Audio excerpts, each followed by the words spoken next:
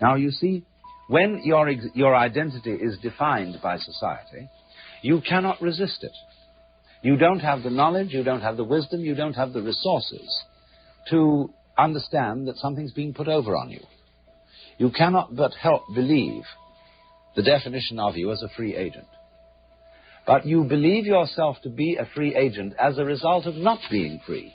That is to say, of being hopelessly unable to resist society's identification of you. There's a reason education sucks, and it's the same reason that it will never, ever, ever be fixed. It's never going to get any better. Don't look for it. Be happy with what you got. Because the owners of this country don't want that. I'm talking about the real owners now. The real owners, the big wealthy business interests that control things and make all the important decisions.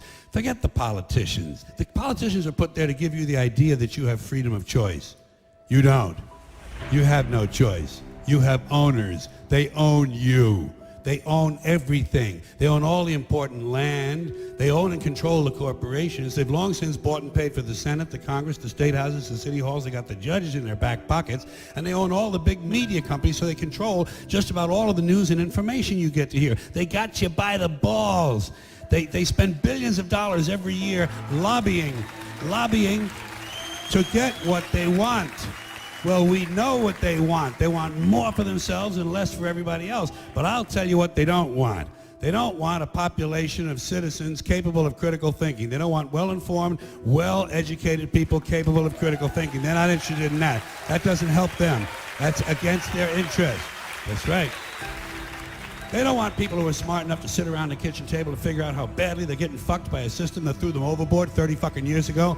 They don't want that. You know what they want? They want obedient workers. Obedient workers. People who are just smart enough to run the machines and do the paperwork, and just dumb enough to passively accept all these increasingly shittier jobs with the lower pay, the longer hours, the reduced benefits, the end of overtime, and the vanishing pension that disappears the minute you go to collect it. And now they're coming for your Social Security money. They want your fucking retirement money. They want it back, so they can give it to their criminal friends on Wall Street. And you know something? They'll get it. They'll get it all from you sooner or later, because they own this fucking place. It's a big club, and you ain't in it.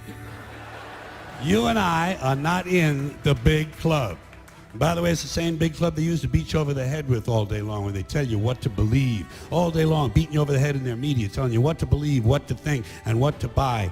The table is tilted, folks. The game is rigged. And nobody seems to notice. Nobody seems to care. Good, honest, hard-working people, white collar, blue collar, doesn't matter what color shirt you have on. Good, honest, hard-working people continue. These are people of modest means. Continue to elect these rich cocksuckers who don't give a fuck about them.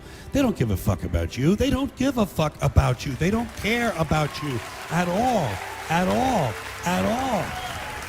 Yeah. You know?